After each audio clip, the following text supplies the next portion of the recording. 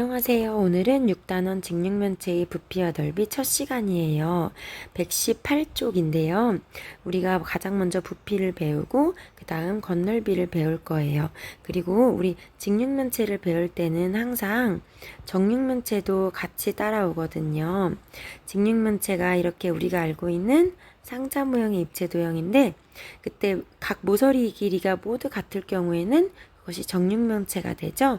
그래서 정육면체도 직육면체에 포함이 되기 때문에 두 개의 도형은 항상 짝꿍처럼 따라다니게 돼요. 자, 그러면 120쪽부터 한번 같이 배워볼게요. 자, 직육면체의 부피를 비교해 볼까요?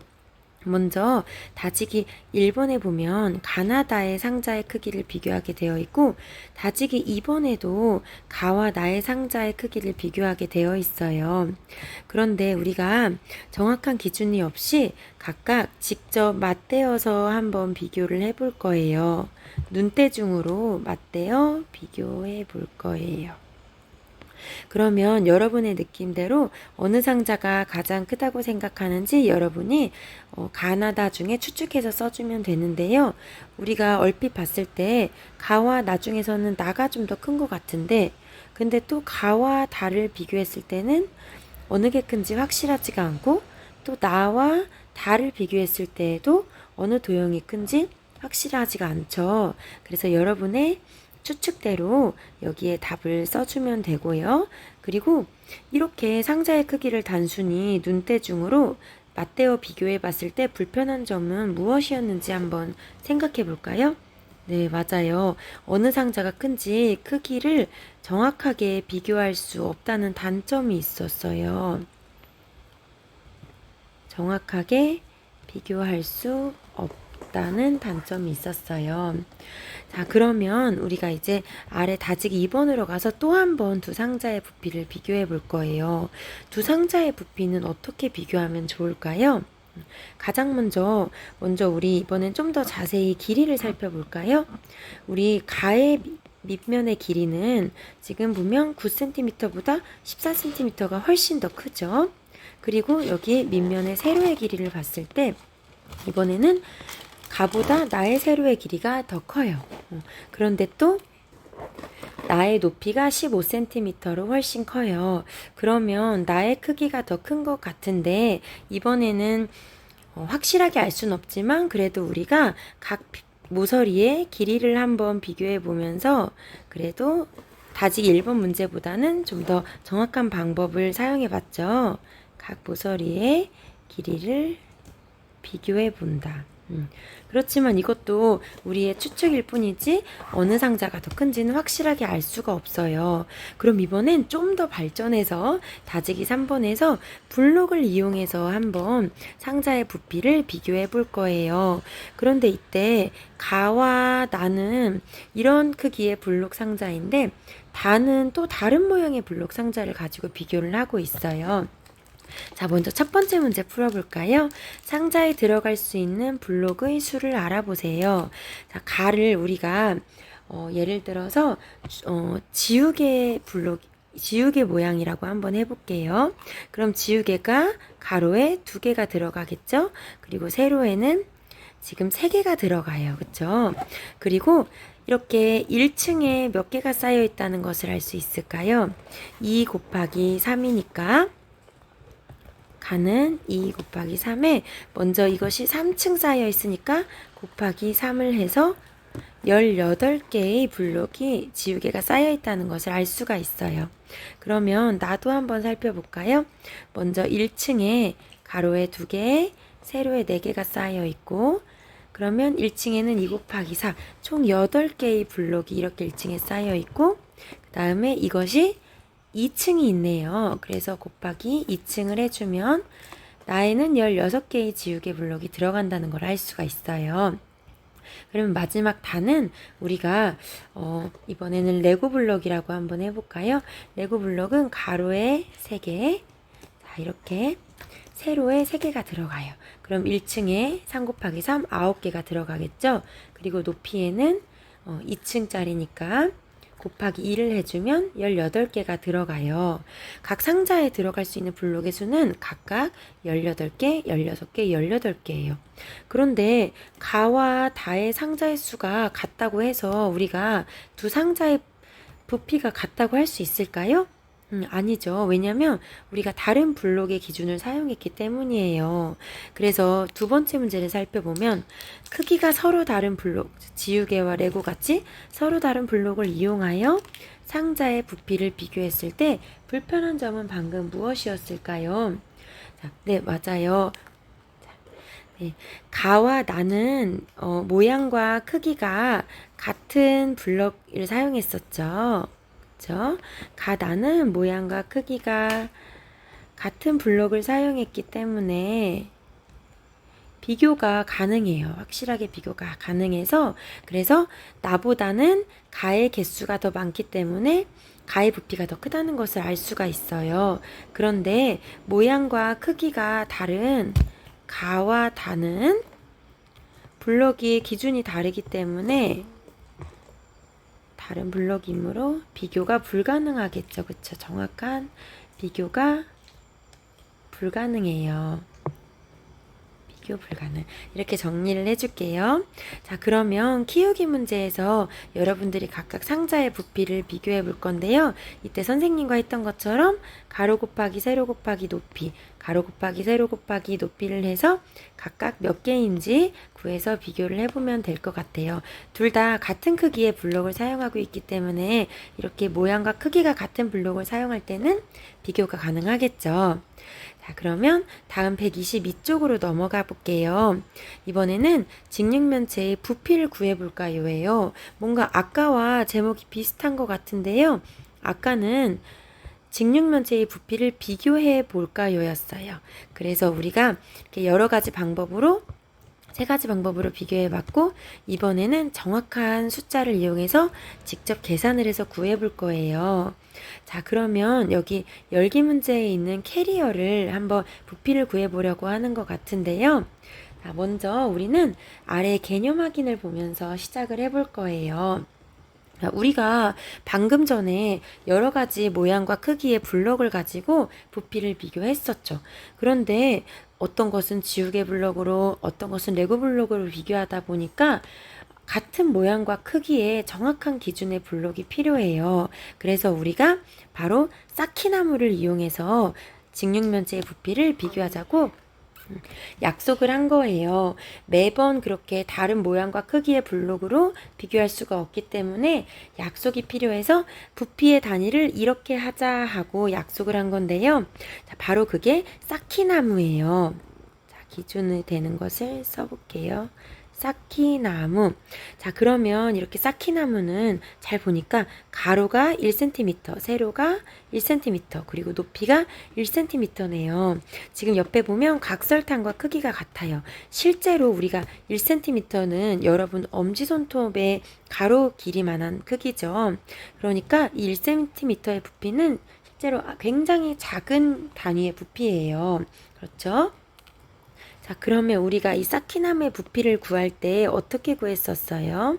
네, 가로 1, 그리고 세로 1, 그리고 높이 1을 곱해서 모두 다 1이 나오겠죠. 이렇게 쌓기나무의 부피를 1세제곱센티미터라고 약속을 하자 하고 기준을 정한 거예요. 그래서 여기에 한번 같이 따라 써볼까요? 1세제곱센티미터. 이것이 바로 직육면체의 부피의 단위이고요. 우리가 같이 함께 하기로 한 약속이고요. 그리고 읽을 때에는 1세제곱센티미터라고 읽어요. 그래서 이렇게 한 모서리의 길이가 1cm인 정육면체, 즉 쌓기나무와 같은 정육면체의 부피를 우리가 1세제곱센티미터라고 쓰고 이것을 정육면체의 부피의 단위라고 말할 수가 있어요. 그러면 우리가 이 쌓기나무를 이용해서 한번 직육면체의 부피를 한번 구해볼게요. 다지기 2번의 문제를 잘 읽어볼게요. 부피가 1세제곱센티미터인 쌓기나무의 수를 세어보고 이 쌓기나무의 개수를 이용해서 직육면체의 부피를 구해보자고 했어요. 우리 아까 쌓기나무는 가로, 세로 높이가 1cm이고 이것의 부피를 1세제곱cm라고 약속을 하자 해서 우리가 정한 기준이었죠. 그러면 이 쌓기나무의 개수를 먼저 한번 구해볼까요? 가는 딱 봐도 2개, 나는 4개, 다는 6개가 있어요.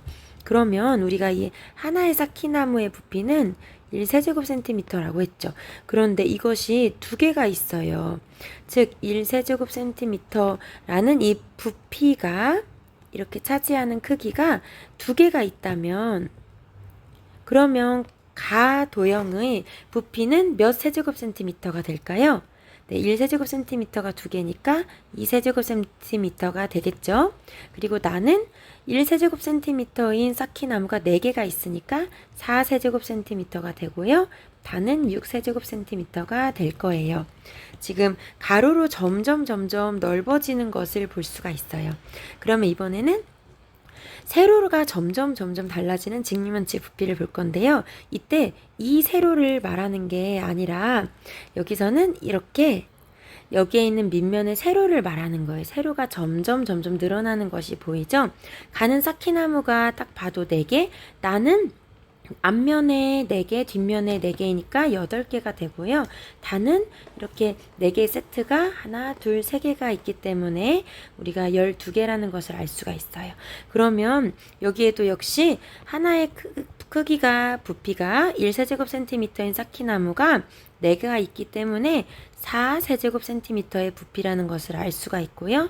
나는 8세제곱cm의 부피다라는 것을 알 수가 있고 다는 12세제곱cm의 부피다라는 것을 알 수가 있어요. 그러면 이번에는 높이가 달라지는 직육면체의 부피를 한번 살펴볼게요. 이번에 높이는 이 부분을 말하겠죠. 이렇게 높이도 점점 달라지고 있어요. 가는 쌓기나무가 6개라는 걸 알 수가 있고 나는 6개가 2층이 있기 때문에 12개이고요.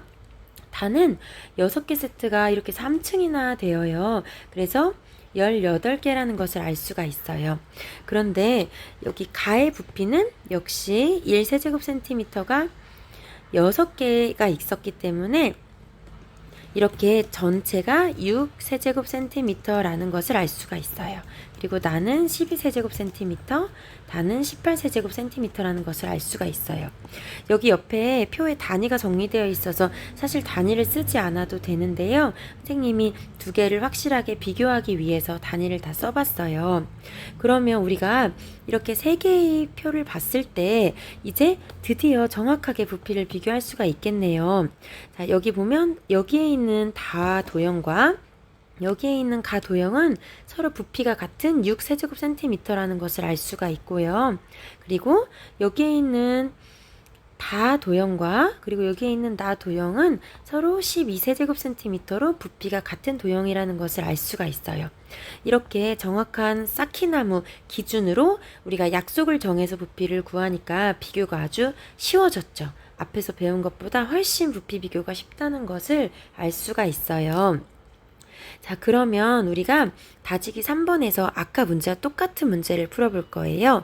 역시 우리가 정한 약속인 쌓기나무를 사용해서 부피가 1세제곱cm인 쌓기나무의 개수를 또 세어서 직육면체의 부피를 구해볼 거예요. 자, 우리 이것은 아까처럼 가로에 몇 개 있는지, 세로에 몇 개 있는지, 그리고 높이에 몇 개 있는지를 각각 구해서 곱해 볼 거예요. 자, 먼저 가는 4 곱하기 3 곱하기 3이고요. 그쵸? 그러면 쌓기나무가 모두 몇 개예요? 네, 36개예요. 그런데 이 쌓기나무 하나의 부피가 몇이었지요? 네, 바로 1세제곱cm였어요. 그럼 1세제곱cm가 36개나 있는 거예요. 그러면 가는 부피가 36세제곱cm라는 것을 알 수가 있어요. 우리 쌓기나무 개수로 부피를 구할 수 있다는 것을 배웠었죠. 그러면 나도 마찬가지로 여러분들이 같은 방법으로 부피를 구해보고요. 다도 마찬가지로 구해볼 거예요. 여기까지 다 구해서 교실에서 만나보고요. 그 다음에 여기에 있는 부피를 이렇게 표로 정리해서 아래에 나타내서 한번 만나볼게요. 자, 그러면 이제 마지막 식을 정리해서 마무리를 해볼 건데요. 우리가 직육면체의 부피를 구하는 식은 위에서 했듯이 가로 곱하기 세로 곱하기 높이예요. 그쵸? 밑면의 가로 곱하기 밑면의 세로 곱하기 높이. 그래서 우리가 직육면체 부피를 구하기 위해서는 이렇게 밑면의 가로 곱하기 밑면의 세로 곱하기 높이라고 해주면 되고요. 이렇게 가로와 먼저 세로를 곱하면 밑면의 넓이를 구할 수가 있죠. 그 다음에 그 밑면의 넓이가 몇 층이 쌓여 있는지 높이까지 곱하면 전체의 부피를 알 수가 있는 거예요. 그래서 가로 곱하기 세로는 뭐와 같냐면요. 밑면의 넓이와 같아요. 우리 색종이 넓이 구할 때 가로 곱하기 세로 하잖아요. 이렇게 가로 곱하기 세로를 하면 한 평면 도형의 넓이가 나오고 그것의 높이를 구하면 전체의 부피를 구할 수 있다는 걸 알 수가 있지요. 그래서 지금 바로 우리가 가로, 세로, 높이 이 식을 정리한 것은 바로 이렇게 쌓기나무 1세제곱센티미터의 정육면체가 여기 몇 개 들어가는지를 나타낸 것과 똑같다는 것을 알 수가 있어요. 그래서 쌓기나무를 이용한 직육면체 부피 구하는 방법을 알아봤고요. 그리고 마지막으로 직육면체가 나오면 정육면체도 항상 같이 나온다는 것을 알았죠. 그런데 정육면체는 고맙게도 모든 모서리의 길이가 모두 같아요. 여기 옆에도 이렇게 써 있네요. 정육면체는 모서리의 길이가 모두 같아요. 그래서 정육면체의 부피도 역시 우리가 가로 곱하기 세로 곱하기 높이 직육면체의 부피 구하는 방법과 원리는 같아요. 가로 곱하기 세로 곱하기 높이. 그런데 모두 다 6이기 때문에 똑같은 모서리의 길이를 이렇게 구해주면 된다는 것을 알 수가 있어요. 여기서 말한 정육면체의 성질은 바로 모든 모서리의 길이가 같다는 성질을 말하는 거죠. 그래서 정육면체의 부피 구하는 공식을 정리해보면 한 모서리의 길이 곱하기 한 모서리의 길이 곱하기 한 모서리의 길이 곱하기 이렇게 세 번을 곱해주면 돼요. 즉 같은 숫자를 이렇게 3번을 곱해주면 정육면체의 부피를 구할 수 있겠죠. 단위는 역시 똑같이 세제곱센티미터를 사용하면 돼요. 그러면 아래 키우기 1번 문제에서 이렇게 부피를 구해보자고 했는데 똑같이 가로, 세로, 높이를 구해보고요. 단위는 세제곱센티미터를 써주면 되겠죠. 그리고 정육면체도 역시 가로, 세로, 높이를 곱해주면 되는데 이때 모두 같은 숫자이기 때문에 같은 숫자를 3번 곱해서 세제곱센티미터로 부피를 구해오면 돼요. 아까 말했듯이 여기에 이렇게 작은 쌓기나무 1세제곱센티미터라는 부피를 가진 작은 쌓기나무가 몇 개 쌓여 있는지에 따라서 이렇게 전체 부피를 구할 수 있다는 것을 알 수가 있어요. 자, 그러면 이렇게 수업 번호 30번, 31번을 마무리를 해볼게요. 키우기 2번은 하고 오지 않아도 돼요.